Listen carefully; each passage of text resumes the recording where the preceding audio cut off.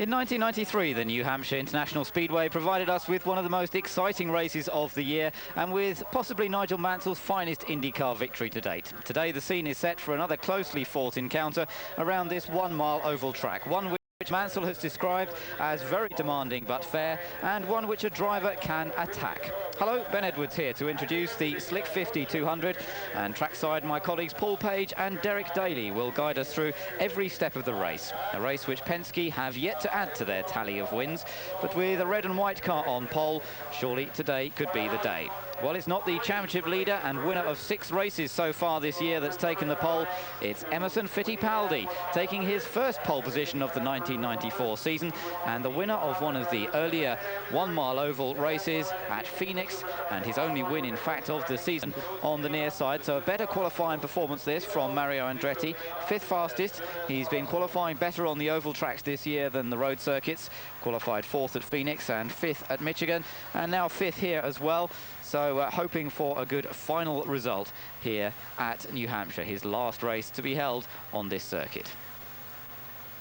6th fastest, Dominic Dobson, the man in the Pac West Racing Lola. Another good performance from the Pac West team. Alan Mertens, the former Galma man who formerly built the car that Al Unser raced a couple of years ago, now very much heading the engineering side of Pac West, and Dobson lining up 6th fastest.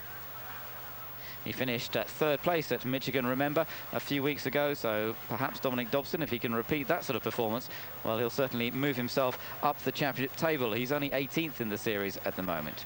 Next row back is Teo Fabi and Adrian Fernandez, the 2 Reynards there, lining up alongside each other on the 4th row of the grid. The 5th row of the grid, Stefan Johansson on the far side, and the man you may well have been wondering where has he got to, Al Unser Jr., who lines up 10th fastest on the grid, and not such a competitive performance from him in qualifying, but nevertheless he's been working on his race setup all the way through the weekend, and we get a good point scoring finish here this afternoon. Michael Andretti qualified in 17th place.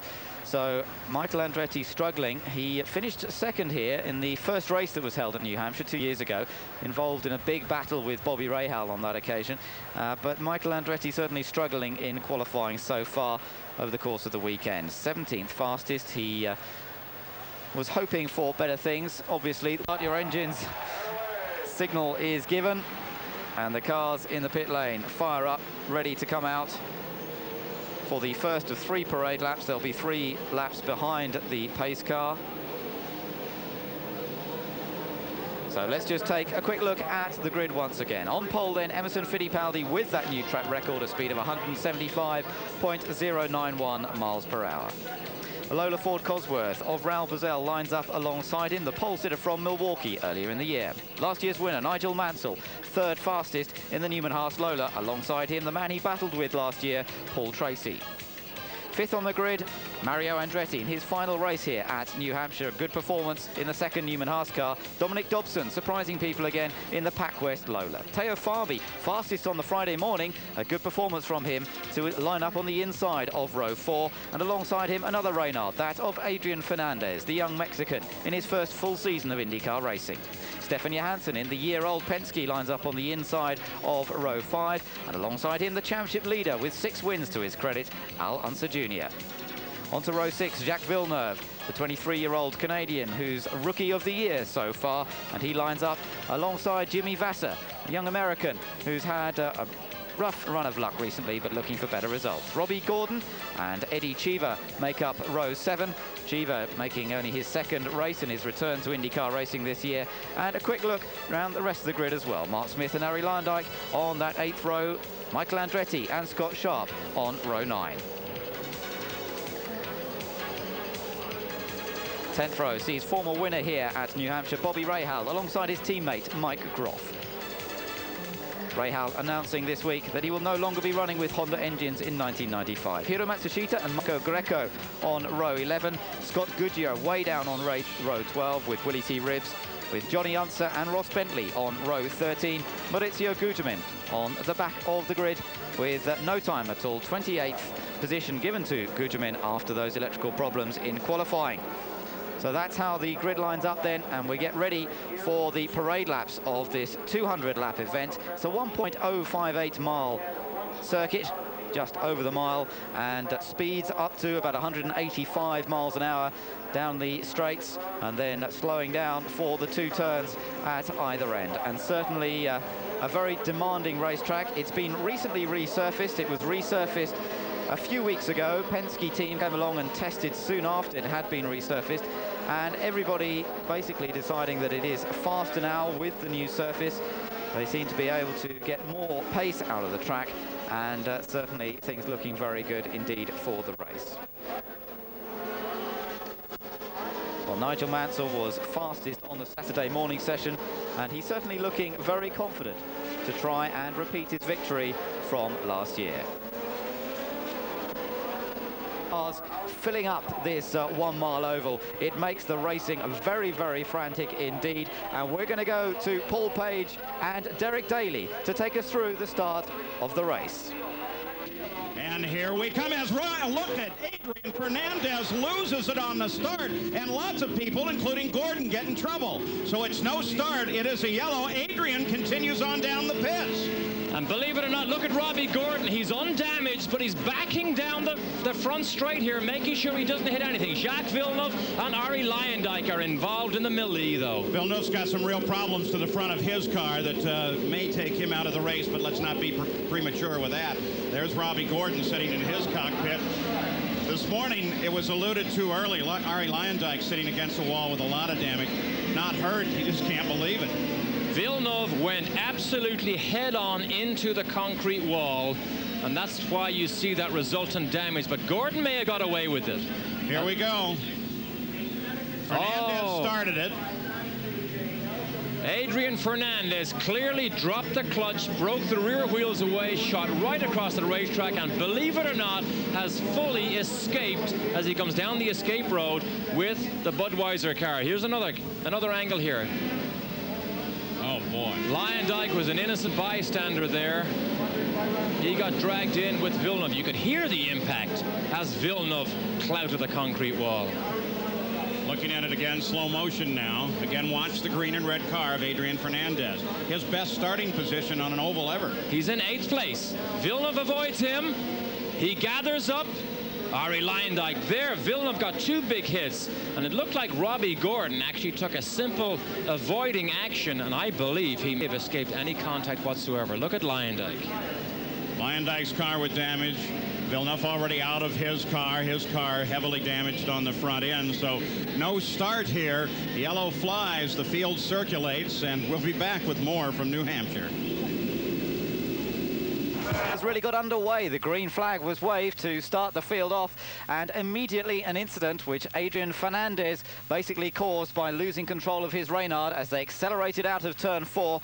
It collected Jacques Villeneuve and Arie Luyendyk. Robbie Gordon, who we see there in the pits having a tyre change, he was also caught up in that and ended up spinning and facing the wrong way, but it looks as though his car relatively undamaged. They've put a new set of tyres on the car, and hopefully Robbie Gordon will be able to rejoin the race. Alonso Jr. got away with it very luckily indeed. Alonso Jr. was in fact the car right behind Adrian Fernandez as he was on the next row of the grid, but Alonso Jr. just managing to sneak towards the concrete wall on the outside and managing to get away with it.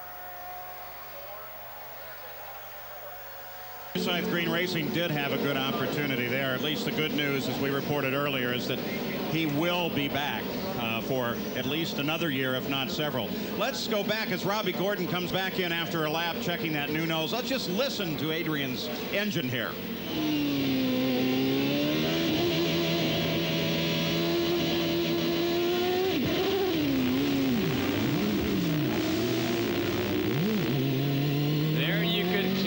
You know, I think he went from 2nd gear to 3rd gear, dropped the clutch, then you hear that chirping of the rear wheels as they fight to get some grip, but the back's already getting away from it. It happened so fast, and of course he was at the front of the field and he gathered up so many other people. So Robbie Gordon's day has not started that well. He overslept the first practice. Now he's involved in the middle of this. Luyendyk and Jacques Villeneuve. Fittipaldi accelerates. Look at Tracy poke his nose in the back of Raoul Boisel. Mansell tries to the inside. Mario closes on Mansell. Dominic Dobson gets a nice run on the start, too. It's Fittipaldi leading down the backstretch. The first real lap of racing. And we're back to yellow. Back to yellow immediately. Report of contact with Eddie Cheever's car. No indication of who he may have gotten into as they went through turn 2. And Stefan Johansson peels off, but we could see clearly Teo Fabi was another driver who begun to get sideways under acceleration. But Tracy made a nice, smooth transition to the high line and went outside Raoul Boesel to tuck in behind Emerson. And this may have been the car with the contact as they go to work on the right front of Stefan Johansson's car. Let's go down to the pits. And here's John. Arie Luyendyk is nursing a sore hand. You've been released from the medical center. What is the prognosis with the hand there? It's just bruised, but the start was ridiculous. The pace car brought us down so slow, and the front row. You know, we're supposed to have rolling starts because they're safer than standing starts. Well, this was like a standing start. And, you know, I don't think I could blame Fernandez for spinning around and losing it because the start of the race was just way too slow. You know, we should have been much quicker. That's why we have rolling starts, and that's what upsets me. That, you know, experienced guys on the front row bring it down that slow. Your hand be okay for next week? It'll be okay, but I was just really mad because my car, for some reason, it felt real good this morning in the warm-up, and it felt good out there now, and I was looking forward to a good race, and here we are spectating. Thanks, Ed. Thank you. So Arie Luyendyk doesn't blame Fernandez. He blames the officials on the start of the race. And that's an interesting side to hear of the story. Now, we'd hear Fernandez was in a low gear. As soon as he grabbed another gear, which is probably third gear, it broke away. Of course, if they had come down 10 or 15 miles an hour faster, he would already have been in that gear. Let's go pit side again, Gary Gerald. Well, Stefan Johansson made a quick stop. The crew went to work on the right front suspension. They were tugging, pulling, trying to see if anything was bent or damaged. He may have been involved in that contact. He has now gone back out to rejoin the field at the back of the pack. Apparently, he's going to be okay to continue. The scary thing, Gary, about what we could see the mechanics doing with Johansson's car, they were actually jumping on that top wishbone, trying to straighten it out. It looked like they were trying to straighten it out.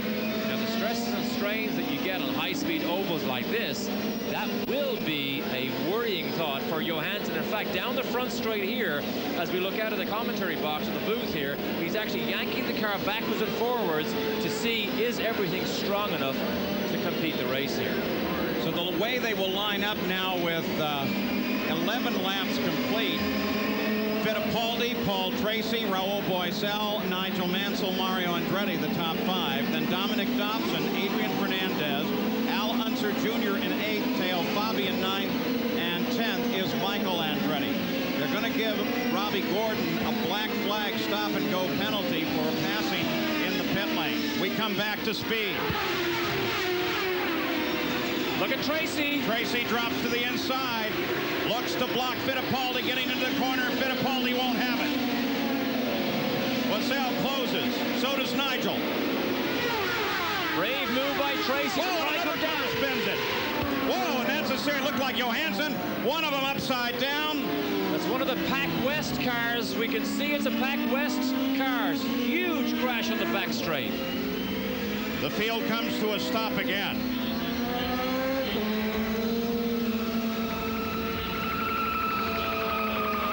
Good situation here. We'll keep an eye on it. Scott Sharp, but I don't see movement. We'll keep an eye on him. And we'll pray that everything's all right here. That's just a small turbocharged fire that you see. That's not a real problem to the car and not a threat to his safety. So Mike Groff loses it, and he becomes a launching ramp for Scott Sharp's car, who then vaulted upside down. And Scott Sharp, you can see he moves, he takes the steering wheel off himself. It looks like he's okay, and what he's afraid of is undoing his belts and dropping out on his head. The safety crew just now getting there. There they are. And watch the launching ramp that Mike Groff's car becomes.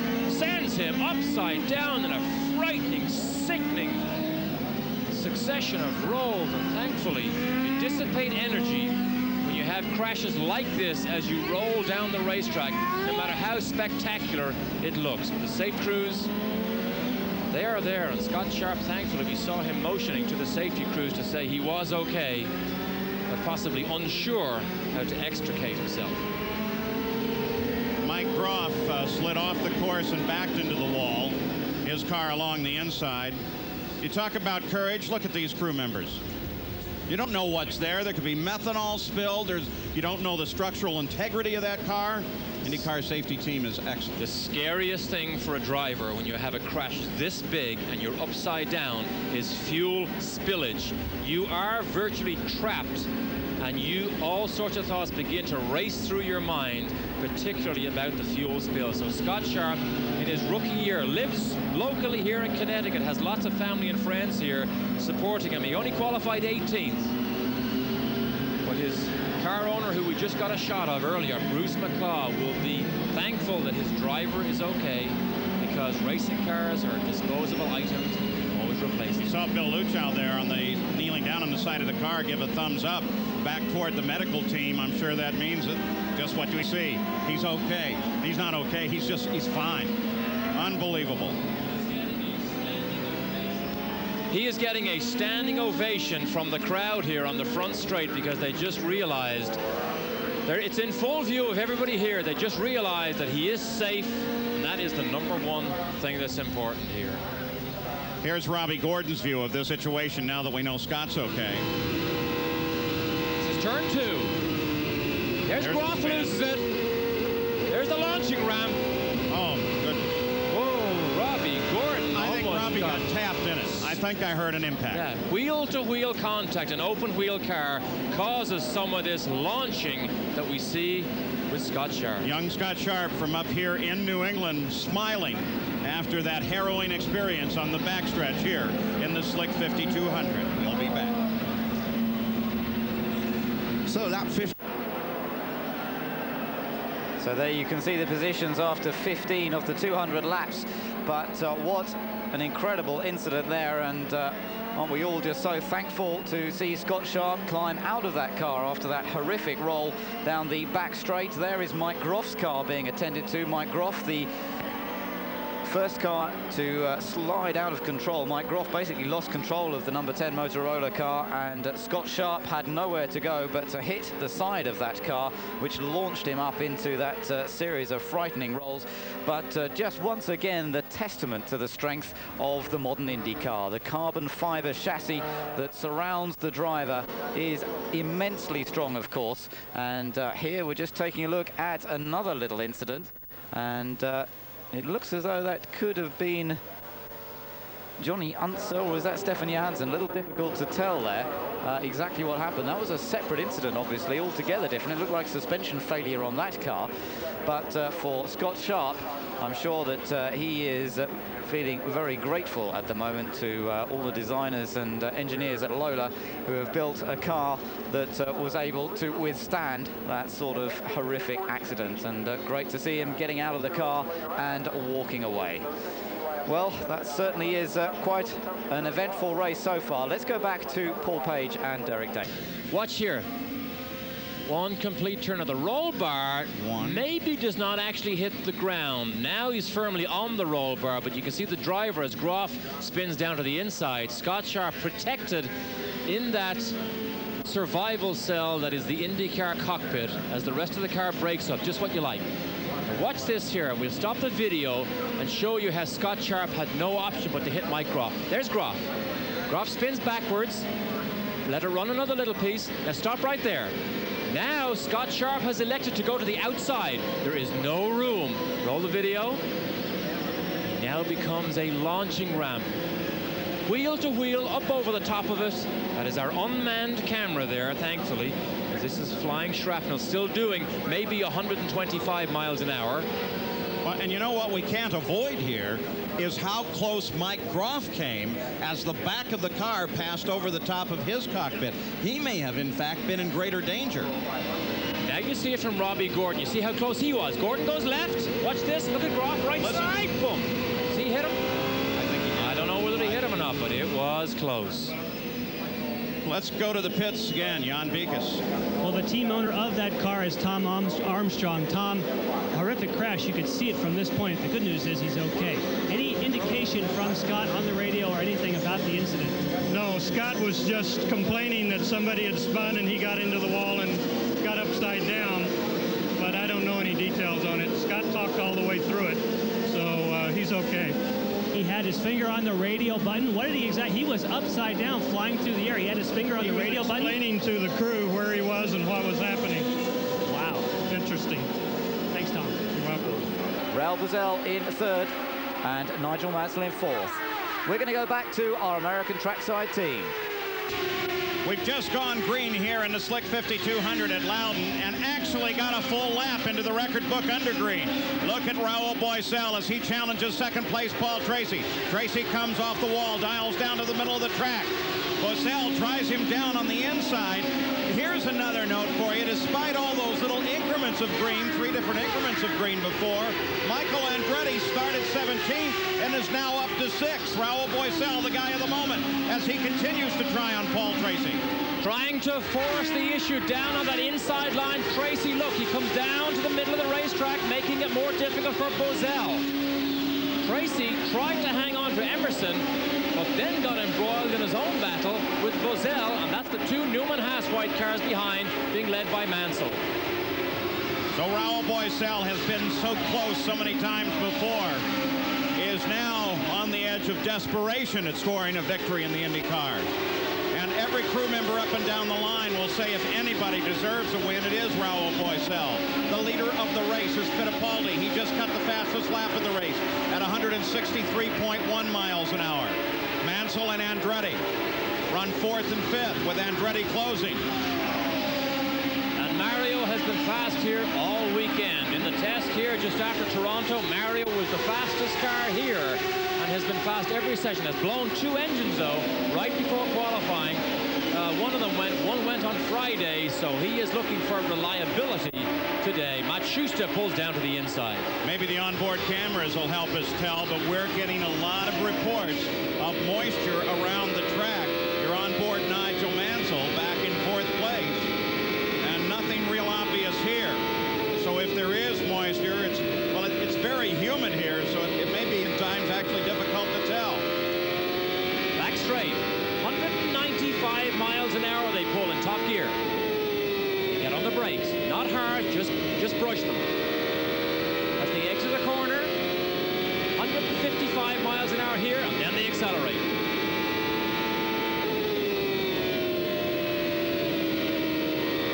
Mansell, remember, holding off Mario and trying to catch Boesel.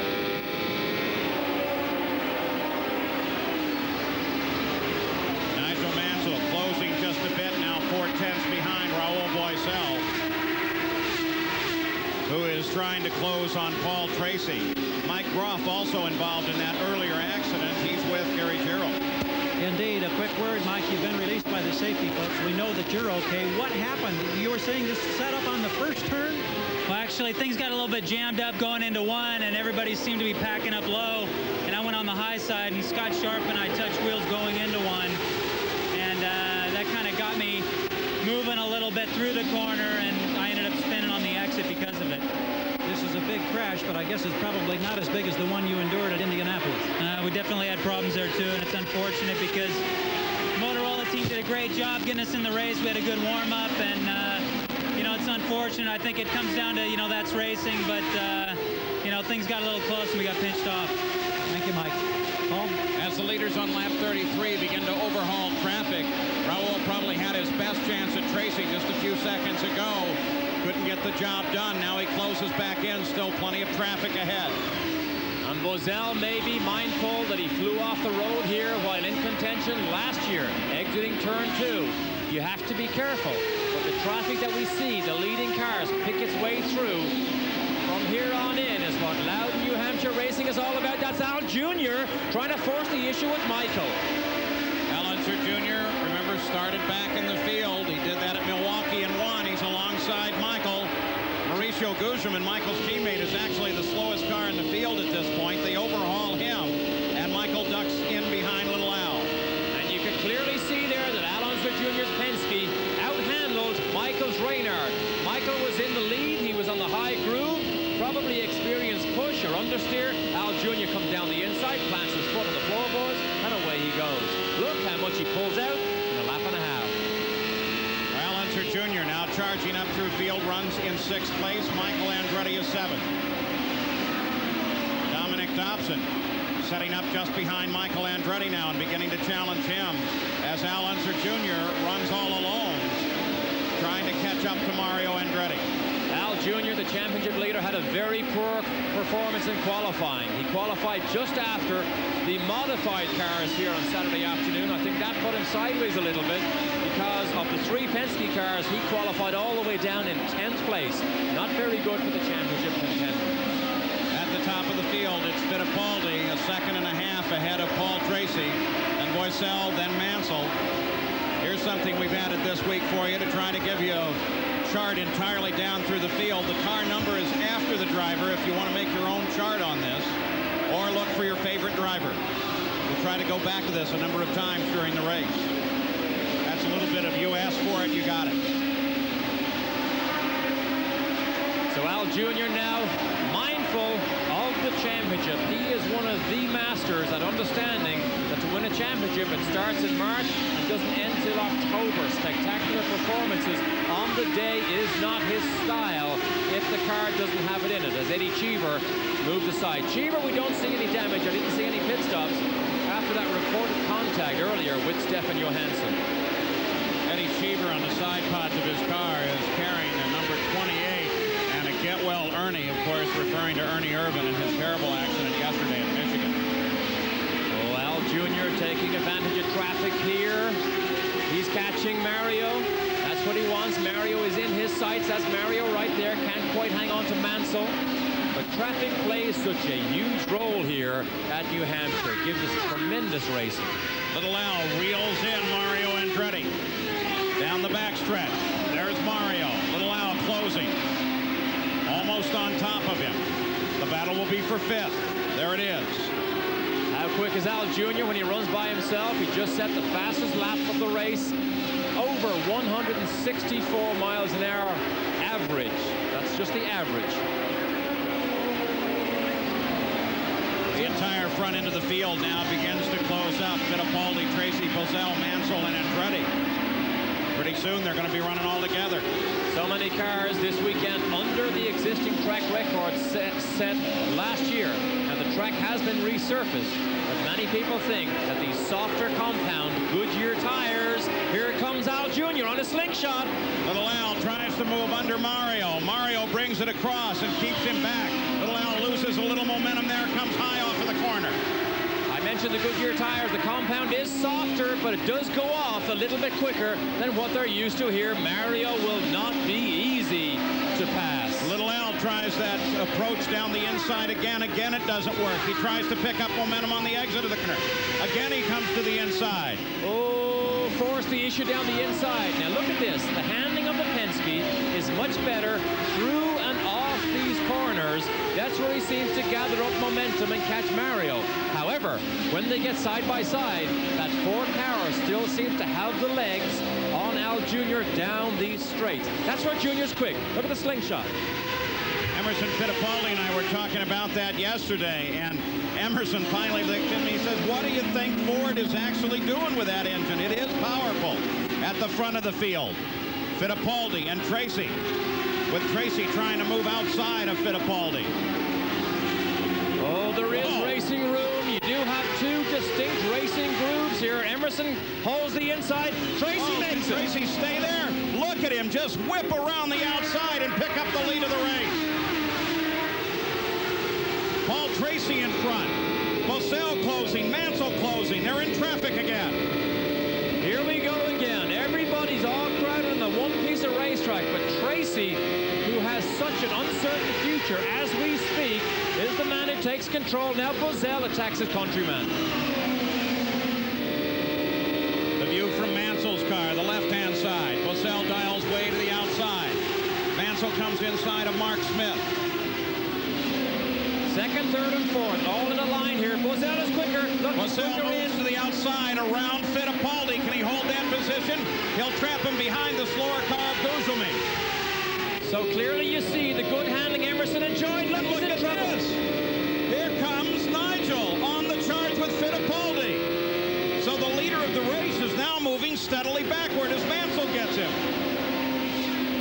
Subtle changes to the handling. Look, they sandwich the Hollywood car of Maurizio Gugelmin. Mansell on the outside. I just mentioned a couple of laps earlier, these tires tend to go off a little bit quicker than normal. The Fittipaldis clearly have gone off, and Al Jr. still tries to get by Mario. Al Unser Jr. in his continuing battle with Mario for 5th place. You see what Mario did there? He blocked him. He blocked him and boxed him in behind Gugelmin. Perfectly legal. He just picked the racetrack, the piece of racetrack he wanted. Al Jr. had to back off.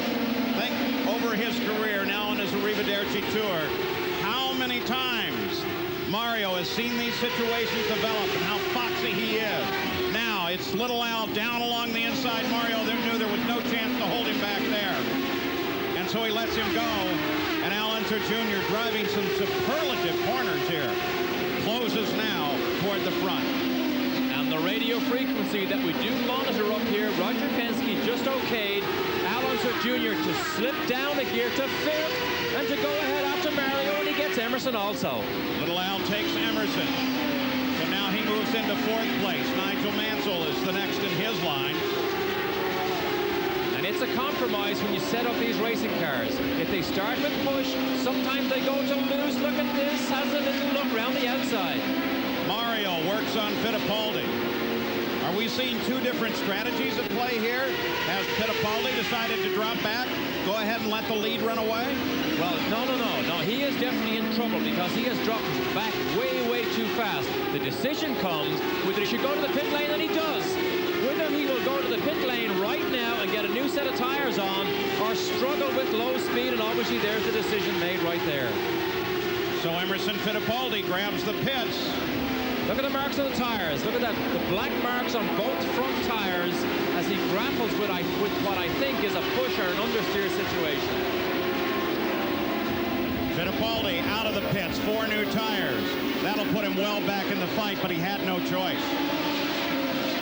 Tom Brown is Emerson's engineer. They were all smiles after qualifying because, to be quite honest, Emerson didn't really show his hand until qualifying came. They trimmed it out a little bit on the wings, and suddenly the elder statesman just blasted and grabbed the pole. But he looked strong until about 45 laps into this race. Twice the Indy cars have raced here at New Hampshire. Twice the pole sitter has won the race. What about Emerson today? He reported to his crew that his car is swimming like a fish. I assume that means that it was swirling back and forth all over the track. Let's go pit side, Jan Beekes. Well, it turns out that we're having a tire blistering problem. Emerson Fittipaldi has blistered the front tires of his Marlboro Penske. That's why he radioed in that he had understeer. We're trying to obviously block this right now because the Goodyear engineers are trying to keep everybody out of here. It's pretty frantic down here, but it looks like we might have a potential tire problem, Paul. Well, if he has it, then you have to assume everybody has it. Jan, we had just spoken about the softer compound that Goodyear brought here for this weekend. It has made everybody go fast. Why do you think they brought a softer compound? Well, it is in preparation for the Firestone onslaught to IndyCar racing next year. They're preparing right now for the battle. Unser Jr. around Mansell, now on the attack for 2nd place, Raul Boesel. Though those attacks are getting a little more difficult. They're bottled up behind Bobby Rahal, who has been giving wide berth of the corners and letting the leaders come through. A neutral handling car will preserve its tires better. We have seen Al Jr. particularly good in the corners. Maybe he has a neutral handling car that allows him to be brave like this, and he passes Boesel. But he gets caught up behind Rahal, but not caught for long. Around inside Rahal, Boesel back to 3rd place. Look how fast they pull away from Rahal's car. In the front of the field, it's Tracy, Unser, Raul Boesel. We'll be back. situation is Paul Tracy is our race leader in the Penske, but Alonso Jr. is chasing after him in second place. There you can see the gap. Paul Tracy at the bottom of the picture. Alonso Jr. now up into second place, with Nigel Mansell into third place, ahead of Raul Boesel in fourth, Mario Andretti in fifth, and Teo Fabi in sixth position. Michael Andretti in seventh position in the Reynard and trying to keep up with the top six. We've seen tyre problems already for Emerson Fittipaldi, who's been into the pits, but Alonso Jr. surely now beginning to challenge Paul Tracy for the lead of the race. Dominic Dobson in between the two Penskes, and Alonso Jr. trying to use that perhaps to his advantage, and you can really see the art of oval racing here as they try to use the traffic to fight away past each other for these leading positions, and it really is an art for that. And Alonso Jr. now up the inside of Paul Tracy. It looks as though he's going to take the lead away from his teammate, but no, Tracy keeps it round the outside. Alonso Jr. on the inside line decides discretion is the better part of valor, and just tucks in behind once again. But now it looks as though Alonso Jr. has his nose slightly ahead, but he's up behind Michael Andretti. Is he going to lose out in the battle of the traffic? He's got past Paul Tracy, and Alonso Jr. from 10th position on the grid takes the lead of the race. We've completed just under 70 laps out of the 200, and Nigel Mansell goes up into second place.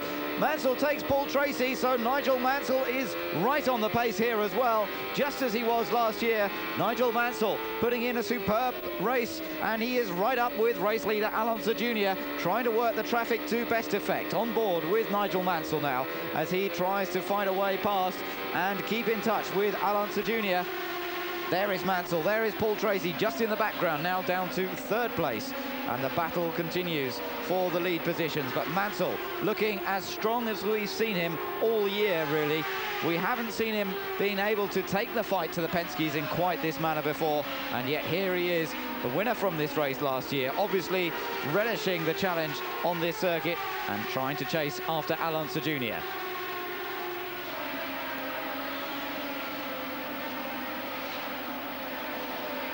Mansell then still in second position, chasing after Alonso Jr. Jr. looking very, very strong now, having worked his way up, and perhaps Paul Tracy beginning to suffer the problems that Emerson Fittipaldi suffered with that front tyre wear. And surely the Penske team will be quite concerned after seeing Fittipaldi come into the pits so early on in this race. Perhaps Fittipaldi with a different setup, perhaps had a bit less front wing, which would have caused a bit more understeer. But let's go back to Paul Page and Derek Daly. The handling of the car was so bad. This gives you the interval here. They did work on it. He wasn't to his liking, and it's not as good as he needs, because he's normally a front runner, particularly on these ovals. On this short little track, Alonso Jr. has almost a straightaway lead now. See, Michael, you can actually see him look in his mirror. He looks down to the left side of the car in the mirror to see where Mansell is before he decides to come down to the line he wants to use. He wanted to make sure Mansell didn't already occupy that piece of road. That's Matt Schuster running very slowly down the middle of the racetrack. Mansell still trying to conquer Michael Andretti. Michael is the 7th place car and the last car on the lead lap. Michael's fastest lap. Well, actually not on the lead lap once Alonso Jr. got past him, but the last one on the lead lap that Nigel has to encounter. Does that make sense? It does make sense, but to give you an idea of the speed Michael does, 159 is his fastest lap. That is 4 miles an hour slower than an Alonso Jr. lap in the Penske. 76 laps complete. 76 laps. We should be seeing stops anytime now. Of course, that early yellow made a world of difference. Indications are Paul Tracy will probably come in on the 82nd lap. 10 laps from now, and 10 laps does not take very long when you fly around these 1 mile ovals, but you can bet there will be close examination of tires, because the neutral handling car that Al Jr. has is what they will try and replicate on Emerson's and Tracy's. Nigel Mansell cannot seem to either catch or get around Michael Andretti. His reputation works. It certainly is. It certainly is now. 78 laps complete, 78 miles.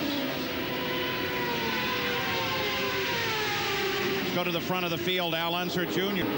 due to pit any time now. That's Mark Smith to the outside. his beautiful Blue Max helmet. If you come to an IndyCar race, make sure you go see Mark Smith's helmet. It's magnificent.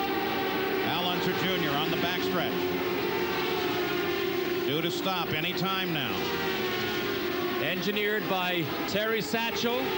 He's the one that listens to Al Jr., tries to give him what he wants. Richard Buck is his chief mechanic. What a team they have become this year, how they enjoy the success. And the package just seems to be right this year for Al Jr. Now just take a guess of the pressure that the teams now feel in the pits. They know the leader's on the way.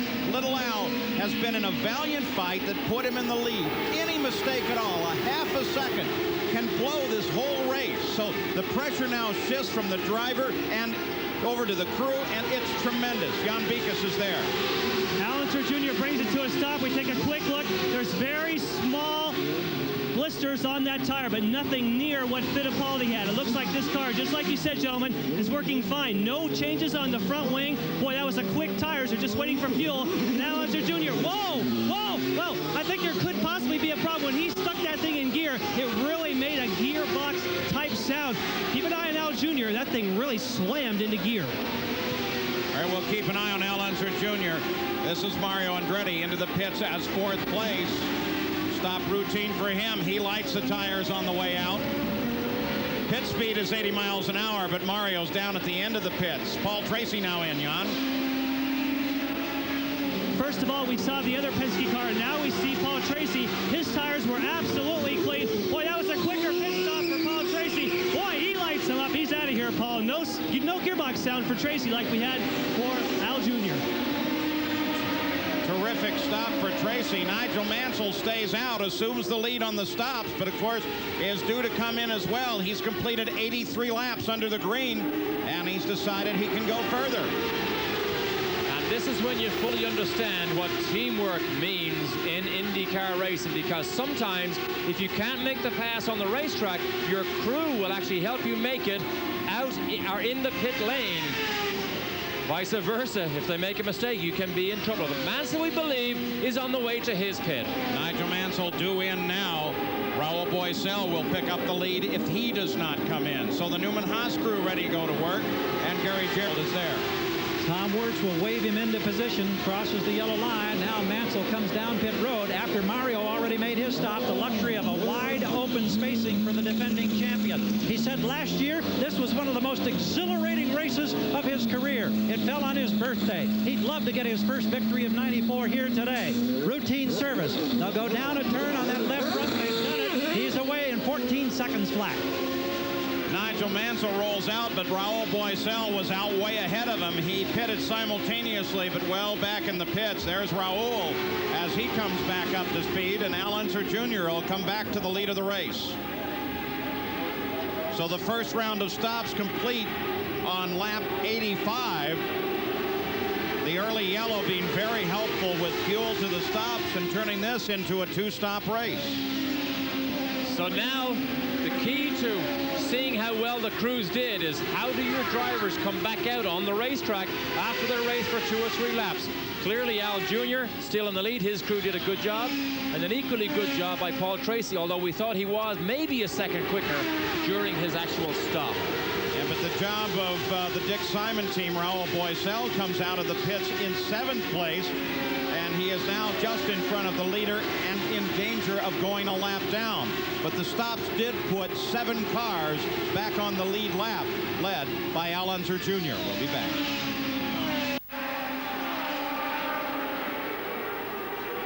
So Al Unser Jr., race leader, and looking very, very strong again, as we've seen him so many times this year. Winner of 6 races, as we see Dominic Dobson come out of the pits in the number 17 car. Teammate to Scott Sharp, who suffered that horrible accident earlier on in the race, but Dominic Dobson's car going very well indeed, and he comes back out of the pit lane. But Al Unser Jr. then, who's worked his way up from 10th position on the grid, and obviously that Penske working very, very well indeed. No evidence of major tyre problems from the front tyres of his Penske. Teo Fabi just being pushed out of the pits. Is he? Slight problem, obviously stalled the engine in the pit lane there, Fabi. And the man who was told his services would no longer be required by the Jim Hall racing team for 1995 and probably was fastest on the Friday morning session, getting back out, but obviously a few problems in stalling the engine in the pit lane. Well, Farmy will be determined to try and get some good results in the remaining races of this year as he tries to get another drive for the 1995 season. But certainly no rumours as yet as to who will replace him. It does look as though he's got problems, though. He's inside that yellow line, and he's going to be coming back into the pit lane as we see Mark Smith now coming out of the pits in the Walker Motorsports Lola, and Mark Smith back out onto the circuit. So we're going to go back to Paul Page and Derek Taylor to take us through the next part. 91 laps complete the Slick 5200. The leader of the race is Al Unser Jr. after the first stops. Nigel Mansell is second, followed by Paul Tracy, Emerson Fittipaldi, and Mario Andretti, and there is plenty of traffic. Look at Mansell as he continues its attack on the leader. Down to the inside, he sweeps to the outside along Ray Hall, and he is very definitely pursuing Al Unser Jr. The report by the crew after that stop for Mansell was that his tires were in great shape. Well, we didn't see the Penske cars of Tracy or Al Jr. make any major changes to those front wings, so we know they're pretty good. We know by Mansell's speed, he's good. Now, these particular corners suit Mansell's style. He's brave, he likes to go very late and deep, and he's very good at reading traffic. He uses traffic very well to his advantage. It astounded me last year at the joy that he took out of driving on ovals. One would think that he wouldn't like it. In fact, most former Formula One drivers, yourself included, Derek, I remember when you first ran Phoenix, and you weren't at all pleased with how busy it was at first. That's the thing. Then you get used to it. Then you realize how good, how close, and how much of a technique it takes to drive an oval. Then you begin to enjoy it. Teo Fabi was very quick in the practice, and now he's in the pits with a problem, Jan. Well, Teo Fabi has just brought his car in, and at first the Jim Hall crew thought they could get it fixed, but it looks like a broken header for the Pennzoil machine. Just where they put the side pod on there at the moment, underneath there is where the exhaust system is. That broke, and you can actually see that the paint is bubbled. And we'll try and get a word with Teo here in a moment. They were working on that car with a new addition, not a shark fin like you see on Little Al's car, but a wider cowling behind the pop-off valve on Teo's car, which they said were helping the aerodynamics on the short ovals. Also, remember, Teo Fabi has announced he will not be back with Jim Hall Racing next year. But he did say that he sure would like to be in the IndyCars. Interesting that he announced that. It was actually, yeah, it was Jim Hall told him his services would no longer be required with this team for next year. Rumor has it he may go and form his own German touring car team and drive it for next year. Let's go to Jan Vikas. Teo, first of all, what put you out? And also, we were just talking about your plans for next year. Well, I had a broken exhaust, and that's the reason why we stopped. And I think I have a very good opportunity for next year, so I will be back. So you can't tell us who yet, though? Can you tell us who that'll be with? I don't know yet, but I feel good opportunity, and I'm sure one is going to work. Thank you, Teo. Thanks. The best version I ever heard of that uttered was Derek Daly, who said, our plans for next year will be very, very exciting. And you didn't have a thing, did you? Didn't have a single thing. But somebody who's actually shadowed the Pennzoil team all this week, and in fact 2 weeks ago also, was Derek Warwick. He is still here, still wants to become an IndyCar driver. Al Unser Jr. leads the race now by almost 2 seconds over Nigel Mansell. That battle is broken off at the front. Here's something that's a bit scary for Robbie Gordon. We saw Al Jr. just lap him once again. He just radioed in. He said, I've never been as afraid of a car as I am right now. Robbie Gordon, who we're on board with now, has his hands full with the Valvoline car in all sorts of trouble. There's the Ford Electronics telemetry. Running in fifth gear, up above 1,200 RPM, topped at 178 miles an hour. Give you an idea how much different that is from qualifying. 198 they hit during qualifying. He's 20 miles an hour slower. Believe me, between the concrete walls, when you're uncomfortable, you're actually scared in the racing car. An interesting admission for Robbie Gordon. You see, his whole demeanor is one of being fearless. Brash Gordon, you would never believe is scared in anything. He is uncomfortable. Al Unser Jr. just flashed over the line with the 101st lap. It is now, should rain come into the picture, and we don't have any indication of that at this moment, but should it rain, it is a legal race. They could flag the race and declare a winner. Now, you might be interested to know how we can't see Robbie Gordon sawing at the wheel, even though he's in so much trouble. The key to oval track racing is you have to feel it before it happens, because when that happens, it's already too late. Well, let's check in on that comment from Gordon. Here's Gary Gerald in the Walker pits. Eric, we understand your driver has radioed that he's got a real handful. Is this a dangerous situation? Well, it's certainly a handful. You know, we didn't really give him a very good car, I don't think, today, and he's really having his job cut out for him. But we're running for as many points as we can get and try to, you know, get our pit stop so we can try and correct it. Now, how much of this may rest in the fact that he missed your warm-up session this morning and you had to go recruit Buddy Lazier to get a few laps in the car? Well, maybe it might have given us an indication, but the temperature was a little different in the morning to what it is now, so you never can tell. You know, until you actually race, you don't really know what it's going to do. Did you figure out where Robbie was at 9 o'clock this morning? I think he was having a lie-in. He was sort of, he didn't get his wake-up call, so he kind of got left behind. But we're doing the best we can, and we're trying to get some points, keep running.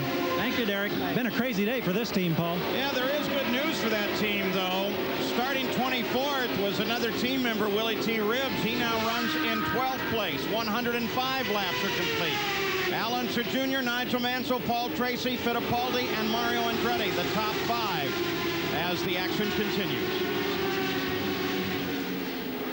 Just happened. Nigel Mansell lapping teammate Mario Andretti. Contact made between the two cars, and Mario Andretti is sent off at high speed against the concrete wall, and well, a heavy impact at quite an angle, it has to be said, but Mario Andretti yet to get out. No, he is in fact getting out of the car, so that's good news, although it's obvious there is some difficulty and some pain there for Mario Andretti, but great news to see him out of the car. That was a fairly heavy impact against the wall, but Mario Andretti out of his car. Well, a strange incident indeed. Nigel Mansell just coming round to lap Mario Andretti. Mansell running in second place to Al Unser Jr., but Mario Andretti certainly hitting the wall hard. Let's go back to Paul Page and Derek Daly. Fittipaldi's tire this time. You can see they're making a change. It looks like about a turn and a half of front wing, and Emerson Fittipaldi's underway. The thing is, Paul, we're not sure if he's in the pit window. This seems awfully early to go all the way to the end. 111 laps, Jan.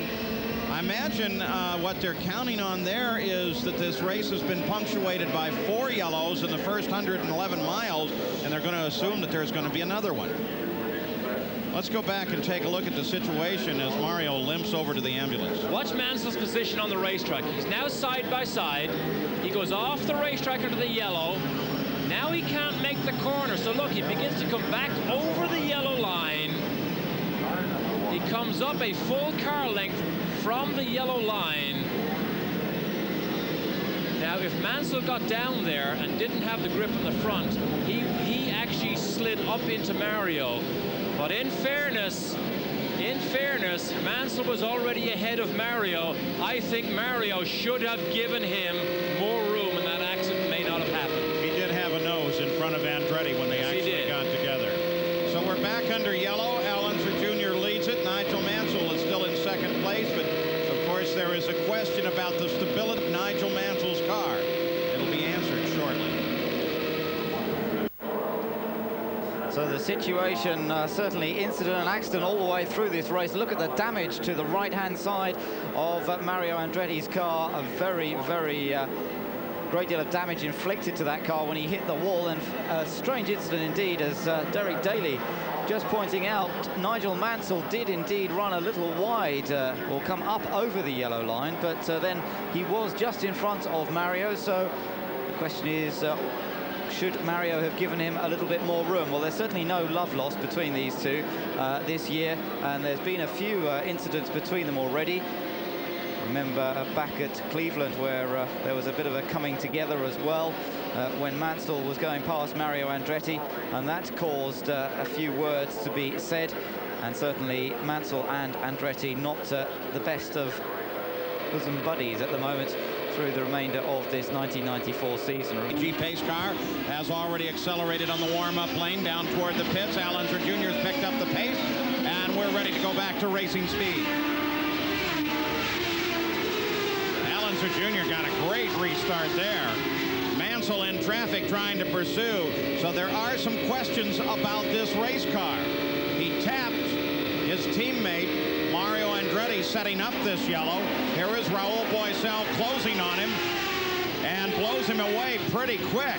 Well, we may have a problem with Mansell. We'll try and get a good look. We can't see any of the right front suspension damage. Usually you see a steering arm or something bent, but Boesel blew by Mansell. Now that just gets Boesel in 5th place. Mansell still in 2nd. Gary Gerald, you have any idea on the condition of Mansell's car? No, other than the report of grip, but the crew has laid out fresh rubber. They're waiting for him on pit road. Nigel, just before the green, issued his apology on the radio, told the crew, please tell Mario I'm sorry. He felt like he was down as low as he could get over there in turn number 1. So now they're waving on pit road, and we await Nigel Mansell. Mansell on the pit road, making the run down to the pits. Paul Tracy and Emerson Fittipaldi go into 2nd and 3rd as Mansell comes on the pit road. Gary Gerald, give us the call. Well, we watch and we'll see what the crew does. Immediately, of course, they'll change all 4 of those wheels, get the fresh rubber and the fuel, and we'll see if they look and change anything else. Tommy Wirtz taking a look. Everything appears to be routine, Paul. I'm very surprised. No, now they stall. He grabs the clutch, pops it in gear. Now he's back up to speed as he accelerates on pit road. And I didn't see anything obvious in the right front. No, that was Timmy Coffeen going through his workout for the day, trying to push start Mansell. I'm glad he followed up on that rear wing. But what a costly pit stop for Mansell, who could have made it under yellow flag conditions and had to make it under green. But we're still not sure whether that tire change has actually cured it. 122 laps are complete. 200 laps the scheduled distance. We're running at 108 miles an hour. Gary, an update on Nigel? Yeah, the crew's assessment was basically what you saw, Paul, and it indicated that everything looked good, but Nigel was not comfortable when the green came out. The car was not handling to his satisfaction. That's why they took that drastic move of coming in. It may well be a move that may have cost him the race now. Let's go to Jan. Well, you're talking about right front tires, and Raul Boesel is a guy that radioed in, says the car is balanced, but I have a big vibration in the right front. We told Dick Simon that some of the teams had actually blistering right front tires. They got very concerned, but now they feel it's just a vibration problem, not a blistering problem. Have we seen this before in the season? The first 3. Unser Jr., Tracy, Fittipaldi, all Penske. The only ones on the leader lap. Mansell is still in trouble. You can see it. Boesel again pulls down to the outside and blows by him. Watch how easy it is for the Penske. Mansell is in trouble. He is in trouble. He doesn't like to drive racing cars that are scary. I'm sure he's on his way to the pits again. At the same time, Raul Boesel has definitely picked up his pace as he moved into 4th, got around Michael Andretti to accomplish that. And so Raul Boesel, who was very fast in qualifying, finally got going here, is beginning to move in. Let's go back in the field. 10th place is Adrian Fernandez. Remember, he had that spin right at the start. There's your onboard camera. Just ahead of him is Scott Sharp as we take a look at the Delco Electronics telemetry here. Keep an eye on those lateral G's. Look at those things built in the corner. What a colorful billboard Adrian Fernandez and the Gallus car is. Very colorful. This is a good example of a driver growing in confidence, becoming much more mature. At Mid-Ohio, able to race wheel to wheel with some of the names that he only dreamt and read about for so many years. Big star name in Mexico. Yeah, colorful billboard, but that one blocks our view of the dashboard. You don't think that's intentional, do you? We got this other dashboard. We got the other Delco dashboard. Couple of different camera positions on that car, by the way, one of them looking backwards. Now, Fernandez did have some troubles because when we were under yellow, he made 2 pit stops, one after the other, trying to correct whatever it was. Adrian Fernandez rear view. There's the Mexican flag, which he carries today because it's election day in Mexico and he wishes that he were part of it. So this is how he shows his patriotism. Nigel Mansell into the pits once again, Gary. Paulie radioed in and says, I can't drive the car the way it is right now. Now, it may be premature to say that he is totally out of the competition. We'll wait and see if he shuts the engine down. He's coasted to a stop. Engine still running up on the jacks. Looking now on the front suspension, both sides. Right rear's off. Now the engine's off. Wheel comes off. Nigel Mansell's day is apparently done. So the frustration for the defending champion of this race, the defending champion of the series, has just escalated another notch. For us or the crew to say you can't immediately see something wrong, remember that as little as a thousandth of an inch change can make a world of difference on the car. That is right. And the car gives you all the information you need. You need to be able to read that information properly before it gets you into trouble. The sixth-place car, Dominic Dobson, his teammate Scott Sharp, the one that got upside down. These cars are very similar in terms of their appearance. The only change really in the color of the roll bar. Dominic's is red, Scott's is blue. Scott's is out of the race. And this may become the second three-car team of this season, because there is a rumor that is gathering momentum that Danny Sullivan, who tested for this team at Mid-Ohio, may in fact run a third car with PacWest at Vancouver. What a wealth of experience he would be to come into this team to help Dominic Dobson and Scott Sharp. Well, and what a good relationship he has with the team's engineer, Alan Mertens. And in fact, it makes you wonder, did that test of that car help with the performance of this car here today?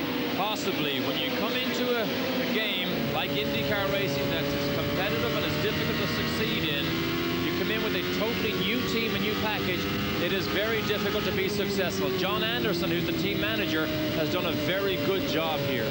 Nigel Mansell out of the car with Gary Gerald. Nigel, what proved to be the problem? Was it the contact with your teammate? I think so. The car just wasn't handling at all after that, and just a great shame for the Newman Haas team. Tell us now about the incident. It looked like you were trying to tuck down as far as you could as you went into turn one. Yeah, I got a great slipstream down the straight, and I was lapping, and I thought I was virtually almost half a car in front, and I saw Mario start to come across, and I tried to give him as much room as I possibly could, and came down on the inside of the pit lane, and it's just one of those things. I'm just so sorry it happened for him and happened to me. Talk about the frustration of this season as the defending champion of this race and of the series, and how you just seemingly can't buy a break in 1994. Well, unfortunately, that's motor racing, and you know, what happened today was unfortunately just a racing accident, and yeah, we were going very well. I was very happy, and I had little Al in my sights. I think there was only about 2 or 3 seconds between us, and I was just looking forward towards the end of the race. Thank you, Nigel. We've got a problem with the leader, Paul? Yeah, a real strange thing, Gary. I think he'd intended to come into the pits. He slowed drastically, and then he came back up to race speed. Jan Beekes? What I can tell you, Paul, is it was a big surprise for the Penske crew. We were standing right here. All of a sudden, they just dove over the wall to service Allister Jr., and then he did not come in. We will find out exactly, but I would speculate maybe some kind of electrical problem, and maybe he switched over to a backup, and now he's up to speed. He was over and alongside the Guzman car. Suddenly it shot ahead of Little Al. Then Little Al got it back under power and got going again. Boy, no indication at all. A very strange looking sight. I don't know what that was. We know it doesn't slip out of gear because they never really touch the gear shift on these cars. They stay in either 5th or 6th gear. 5th if they want more revs. But Al Jr. certainly seems to have recovered from whatever moment that was beside Maurizio Gugelmin. He just turned the last lap at 160 miles an hour. That's only 3 off of his fastest lap in the race. And now the crew is radioing back and forth to him, and they're saying he doesn't intend to come in now. 140 laps are complete. Penske cars 1, 2, 3 at New Hampshire. But the question mark is on Little Al's car. Second and should be final pit stop now. This a key moment for Alonso Jr. Those front tires not looking too bad. The outer one looking a little bit marked up, but it looks as though the balance of this car still very good indeed. Paul Tracy also into the pits at the same time. So the first 2 cars pit on the same lap, and it looks as though they both get away fairly cleanly out of the pit lane to rejoin the race. So still a Penske 1-2 Alonso Jr. leading Paul Tracy. Emerson Fittipaldi still to make his pit stop. Raul Boesel in 4th position at the moment. The Brazilian holding on to that 4th place. Michael Andretti then in 5th. And Dominic Dobson in 6th place. But that's likely to change around with this round of pit stops continuing now. Maurizio Gugelmin just ahead of race leader Alonso Jr. Although the race lead now held by Emerson Fittipaldi until he makes his stop. Now remember, he's on a different fuel stop strategy after coming into the pits earlier to make a very soon tyre stop when he had a blistered front tyre problem earlier on in the race. And so he may well be on a different strategy, which could affect the outcome at the end of the race.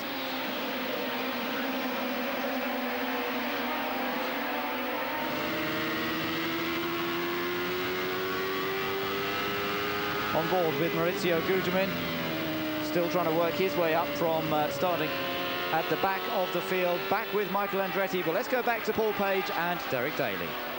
Well, time, it's going to be pretty close. He's got a whole pit to do at 80 miles an hour, though, so you assume Little Al's going to get by. But still, you can't assume too much. That is the big problem. 80 miles an hour, believe it or not, is so slow when you come down that pit lane. You just lose second after second. Al Jr. knows that, but it might make an interesting crew fight if they can get Emerson in and out in record speed. Well, if you're talking individual discipline, as Little Al and Michael are alongside one another, the real question is, can Fittipaldi continue looking to sweep to the outside? Can Fittipaldi maintain, or Tracy sweeping to the outside, can Fittipaldi maintain the discipline to stay at 80 miles an hour? So Paul Tracy closing on his teammate Al Unser Jr. in what is developing as a battle for second place. And remember how Mansell outfoxed Tracy in traffic last year and took away a possible win. Maybe Tracy learned something. Maybe he can use the traffic to his advantage and try and go around Al Unser Jr. I don't believe they'll be under team orders. Do you think so? No, I don't think so. This is the only battle on the circuit right now. Fight for second, Al Unser Jr. and Paul Tracy. We keep watching for Fittipaldi's stop. Tracy, who had that flamboyant style for so long that got him in so much trouble, now being guided by his engineer Nigel Beresford and Rick Mears. They are the people who helped Paul Tracy sort his car out and his race weekend. And he really hasn't had the type of incidents this year that we've become almost accustomed to seeing Paul Tracy have. Emerson Fittipaldi out in front. They're whittling away at him, though. They've taken 2 seconds off this battle for with Tracy and Unser Jr., which is only separated by 7/10. But Fittipaldi had a 22-second lead 4 laps ago. He's down to an 18.7-second lead. So we keep an eye on Fittipaldi, watching for his intent with regard to the pits. And the Penske cars are still 1, 2, and 3. Well, an interesting situation. The Penske's might be dominating this field, but there is certainly an inter-team battle going on with Emerson Fittipaldi, now our race leader, having been on that different pit stop strategy with Al Unser Jr. now in second, but closing up to Emerson Fittipaldi, and surely Fittipaldi having to make one more stop before the end. It seems unlikely that he's going to be able to go all the way through to the finish, but of course, if another yellow flag should come out, if another incident should occur, and certainly judging by what we've seen so far in this race at New Hampshire, that is not beyond the realms of possibility, then that could really play into Emerson Fittipaldi's hands. So Al Unser Jr., Paul Tracy lying in second and third places at the moment. Michael Andretti having a reasonable run now up into the top 6 in 5th position, chasing after Raul Boesel, who's holding on to 4th place. So Michael Andretti, the leading Reynard in the race. And qualifying didn't go too well for Michael Andretti, but certainly the race has come to him much better. Involved in that big battle with Bobby Rahal a couple of years ago in the inaugural race here at New Hampshire. Michael Andretti yet to win on this circuit. That's the only race he's competed on here, but certainly working his way up the order now. On board then with Michael Andretti. Let's watch him chasing. In fact, there Maurizio Gugelmin. Just the onboard camera from the back of Gugelmin's car. Gugelmin, Brazilian teammate to Michael Andretti, although run very separately by the Chip Ganassi team. in the Reynard, and Guterman still trying to make up that lost ground from his poorly qualifying position, but gradually working his way up the order simply by dint of staying on the circuit and not getting involved in any of the incidents that we've seen so far in the race. Well, obviously a great shame to have lost Nigel Mansell out of the race when he really looked as though he was going to be challenging the Penske's for victory here at New Hampshire. But for the moment, it's Alonso Jr. chasing after Emerson Fittipaldi.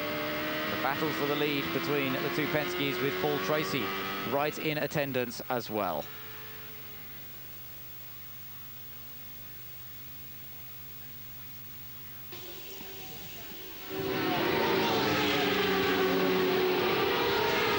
There's the leader of the race, Emerson Fittipaldi, an 18.8-second lead on his teammates. Second place, Al Unser Jr. Paul Tracy is third. Let's go to the pits and Jan Beekes. Our fourth place running Raul Boisel has brought it into the pits, and he will finally get a new right front tire. We can tell you it was not blistered and must just have not been balanced. Boy, that was a quick stop. He almost killed it, but Raul Boisel is out of here. Took over 12 seconds as he comes up to the 80-mile-an-hour speed limit. Boisel in fifth place. Yeah, just drops him down because of that pit stop. Michael Andretti inherits that fourth place, but we do believe he may have to make another stop. But Boisel is the leader of his class at the moment, because these Penske cars, as they have been most of the year, are in a different class next season. At the top of the field, Emerson Fittipaldi, as you ride on board Bobby Rahal's car. The Honda's made it 174 laps. I think one of the reasons Rahal was disappointed was that the speed of progress was one of the biggest disappointments he found with the Honda engine program this year. And he just says, first and foremost, I'm here to win for my team, and secondly, I have to service my sponsors. So the decision was made to drop the Honda program. As Al Unser Jr., as he dials around the outside, Willie T. Ribbs now running in 11th place. Great run for Willie T. Started 24th. So he's showing some stuff here today. One of the other Walker Motorsports cars. And he has bigger and better backing from Bill Cosby for next year. Bill Cosby was largely responsible for the service merchandise logo that you see on the side of this car. That was what finances some of Willie T's racing. But he will be back bigger and better next year. Let's go pit side, Gary Gerald. So with just over 20 laps to go, let's update the situation for Emerson Fittipaldi. They now know that they're going to be at least 5 laps short if it stays green the rest of the way. The crew plays for yellow. If they get yellow, it's a huge break. If it stays green, he'll have to come in for a splash of fuel. Can he get out in time to protect the lead? Second thing we need to update, Mario Andretti has been released from the safety center, has gone back to his motor coach. He has a bruised thigh. So good news for Mario, Paul. Well, they were looking at his right leg, so that explains that. Emerson Fittipaldi pulled to 21 seconds ahead of second place Al Unser Jr. after dropping to 18.5 seconds ahead. He's now at 19.5 seconds. EDS scoring computer helpful not only for the crews down in the pits where they can keep track of everything, but it sure helps us keep track of everything too, as well as give you all that information like we're running across the bottom of the screen today. Now sometimes it takes longer to change wheels and tires than it will to do a timed stop. Emerson, we know, blistered the tires earlier, but if he thinks that he can make it through on this set of tires, it may prompt him to take a gamble of just doing a timed fuel stop and trying to beat Al Jr. back out of the pits. So Emerson Fittipaldi has the lead with 179 laps complete, and Penske's are still the top 3. So 21 laps still to go in this 650-200, and things certainly building up for a great finish. Can Emerson Fittipaldi hang on? Will there be another yellow flag, which would just give Emerson Fittipaldi the chance to back off, slow down, not use the fuel at the same rate, and perhaps make it through to the finish without an extra stop? But if things stay with green flag conditions as they are now, running around flat out around this 1 mile oval, then obviously Fittipaldi is going to have to come into the pits to make a splash and dash stop, and that's going to drop him down behind Alonso Jr. and presumably behind Paul Tracy as well. So really Emerson Fittipaldi hoping against hope that somebody is going to make a mistake out there, but not preferably right in front of him. Which may suggest that those tires are still in fairly good shape. Scott Goodyear moves to the outside. That was Marco Greco down the inside. Goodyear got way up high to get out of the way. But this could set up a very interesting pit stop if he keeps the tires and just dumps as much fuel as he thinks he needs for that last, or for the 5 laps that he can't make it on. All right, now, that's what they have told us. Not that they would misrepresent, but they are looking at telemetry on the car. They're looking at now a 20-second lead. Is there a point here as we move toward the final 10 miles in which you say, hey, Emo, if you slow it down just this much, you can get your fuel to the end? Is that in the calculation? No, 5 miles worth of fuel with this short distance to go can never be saved by just backing out of it a little bit. You'd have to back out way too much, and Al Unser Jr. and Tracy would gobble that lead up very, very quickly. So the man of the moment remains Emerson Fittipaldi. The question will remain Al Unser Jr., Jan Beacon. Well, at the moment, it's Michael Andretti who's in the pits, who had to come in for a splashing goal. There he is. He got it. He lights up the tires, and he's out of here. But that's really going to drop him out of his 4th place position.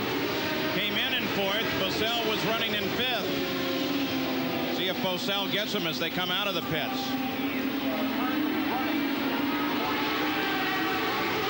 What a gamble it is sometimes if you do try and stretch the fuel more than it can go. Yellow flags, though, can be a godsend to a situation like this for Fittipaldi, but you just can't plan on something like that. But right now, the tires look good to me because he's just as fast as the man running 2nd, Paul Tracy, our 3rd, Paul Tracy. Bosell did get around Michael Andretti as Michael made that flash and go stop. And the indication now as we cross the 191st mile is that in just 4 miles, Fittipaldi will run for the pits and make his stop. That was Gugelmin, who moved down to the inside in the Hollywood Reinhardt, not having a good weekend, not just a good day, hasn't had a good weekend at all. Fernandez now moves to the inside, lets the leaders go through. Fittipaldi is still flying. He ran a lap just a few laps ago, the fastest of the race at 164.5 miles an hour. Last lap, he was way down through traffic at 153. And there you saw that confident outside line that those Penske drivers are able to take. There is a confidence that the car tells you that allows you to go right up beside the concrete wall. And you see other drivers and cars down the inside, which shows they're not happy with the handling or the tires or something on their particular car. Rick Reineman and the rest of Fittipaldi's crew is ready on the wall. Now Rick comes over the wall and the rest of the crew begins to lay out. So Fittipaldi due in here on the end of this lap. Now Emerson knows the in and the out lap are vital if he's not to lose too much time. So he needs to peel off at turn 4 as quickly as possible and get down. There he goes. All right, Fittipaldi gets it down under the 80 miles an hour. This is going to be an incredibly long time. He wobbles just a bit. Under braking, Gary Gerald, he's coming toward you. And the crowd has come to its feet across the racetrack watching. Here's Emo. It'll be very quick. Pressure on the crew. They'll get the fuel, and then he's got to keep it under 80 miles an hour on the exit. He's rolling in 5.9 seconds. Now, will he be able to hang on to the lead? I don't think so. No. Al Unser Jr. comes by on the pit exit. Fittipaldi into 2nd place. And it was a timed pit stop for fuel, no tires. Paul Tracy got around as well, so that puts Fittipaldi back into 3rd place. So now when we saw Fittipaldi trying to pass Tracy, that was to put a lap on him. Now it is a battle for position to see if he can catch and pass Paul Tracy. A little gift for Al Unser Jr. as the Fittipaldi pit stop is too long. The run down the pit's very costly to him, though he maintained the legal limit. And now with 4 laps to go, it's catch-up for Paul Tracy trying to catch Al Unser Jr. Fittipaldi fell off to 3rd. And 4 laps sounds a lot sometimes, but it's only 4 miles here. But look at the battle here for the lead. Al Jr. was caught behind the traffic of Michael Andretti as Jimmy Vasser moves aside. Now 3 laps to go. Tracy on the charge. There's Tracy. There is little Al just ahead. They get around Jimmy Vasser. Boy, look at how far out. Paul Tracy's able to dial the car and come off the corner. And there is another traffic jam that Alonso Jr. has to pass. There's 4 cars, including Bozell, Michael, Willie T. Ribbs, and Goodyear. Little Al comes down to get bottled up behind that. Tracy's closing now. Tracy looking for room to race on Little Al. Fittipaldi is closing too. Little Al comes to the inside. Just about a lap and a half to go now. 3 wide, and Tracy needs a good run in traffic if he's to catch Al Jr. All 3 Penske cars are in a line without team orders. They cross the line. Al Unser Jr. in front. The white flag being given to all 3 at the top. Tracy in closing position. Fittipaldi in third, and he closes in. On the backstretch, the final lap of the run. Too far behind for Tracy. He's too far behind to make a run. Al Unser Jr. makes his final turn off the corner, and Al Unser Jr. picking up the lead in the last 5 laps, takes the 26th win of his career and the 7th of the year, and takes another jump in PPG points. Al Unser Jr. has taken the win at New Hampshire. For the 4th 1-2-3 finish for Team Penske, and that one pretty much puts the championship in the bag for Al Unser Jr., who now has a 41-point lead in the championship with just 4 races remaining. Vancouver, Road America, Nazareth 1 Mile Oval, and then back to California as they do their usual team parade to cross over the finish line here at New Hampshire. Paul Tracy, Emerson Fittipaldi, Raul Bozell 4th, Michael Andretti in 5th position, and Dominic Dobson taking a 6th place to match up with his 3rd place from Michigan. He's had a few results in the last few races. They're the remaining points scorers, with Adrian Fernandez once again getting a good result, and Robbie Gordon struggling, as you can see, throughout the race. 13th place for him, Maurizio Gugelmin getting himself up into 14th place. But once again, it's been a 1-2-3 result for the Penske team, the 4th one, and it comes on the back of the last one last week at Mid-Ohio. Can anybody stop this Penske train? They really are putting in an incredible run of results at the moment, and surely Unser heading to the Penske cars. Don't forget on Eurosport to watch out for the Monday night programme Speed World, which brings you up to date with what's happening in Indy cars, as well as British touring cars, British Formula 3, and action from all over Europe in various different categories. Hope you've enjoyed this week's Eurosport IndyCar action from Ben Edwards and our American colleagues at ESPN, Paul Page and Derek Daly